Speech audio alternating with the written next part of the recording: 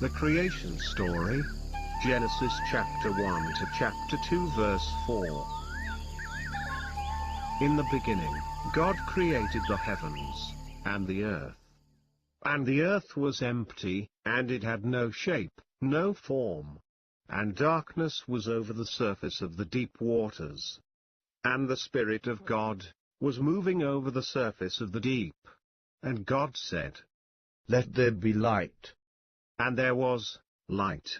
And God saw that the light was good. And God separated the light from the darkness. He called the light day, and the darkness he called night. And it was evening, and it was morning, of the first day. Then God said, "Let there be a space in the middle of the waters, to separate the waters which are below the space from the waters which are above the space." And it was so. God called the space heaven. And it was evening, and it was morning, of the second day. Then God said, "Let the waters which are under the heavens be gathered into one place, and let the dry land appear." And it was so. God called the dry land earth. And the gathering of the waters he called seas. And God saw that it was good. Then God said, "Let the earth bring forth plants, all kinds of grasses and trees, bearing fruits with seeds in them, each one after its own kind." And it was so. And God saw that it was good. And it was evening, and it was morning, of the third day. Then God said, "Let there be lights in the open places of the heavens, to give light down on the earth, and to govern the day and the night, and to separate the light from the darkness. And let them be for signs and for seasons, and for days and for years." And it was so.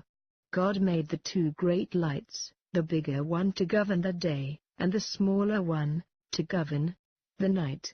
And he made the stars also. And he placed them in the heavens, to give light down on the earth, to govern the day and the night, and to separate the light from the darkness. And God saw that it was good. And it was evening, and it was morning, of the fourth day.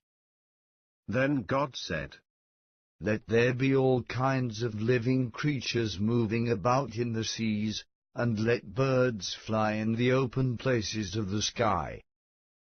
And it was so. God made each and every one of the creatures that move about in the seas. And some of them were very small, but some of them were monstrously large. He made each one after its own kind. And he made each of the winged birds, each after its own kind. And God saw that it was good.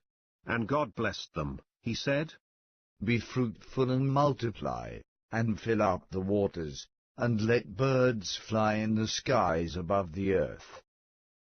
And it was so. And it was evening, and it was morning, of the fifth day.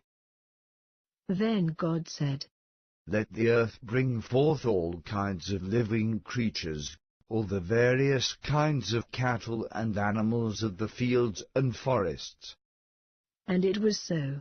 God made each of the living creatures, all the various kinds of cattle, all the animals of the fields and forests, each after its own kind.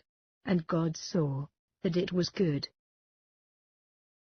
Then God said, "Let us make man in our own image, according to our own likeness, and let him rule over the animals of the field and forest, and over all the fish and the birds, and over the whole earth itself."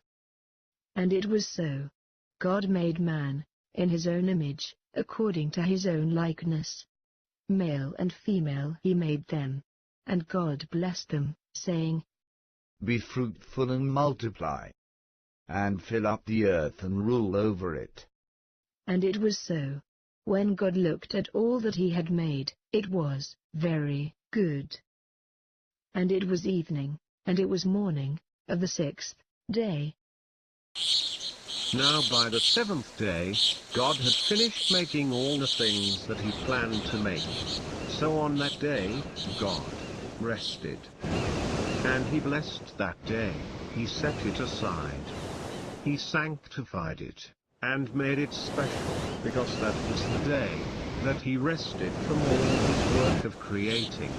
And so, this is the story, the record, the account, of how it was, that the heavens and earth and everything in them were created in that day, when the Lord God made the heavens and the earth. This is a true story, from God's book. It happened long ago.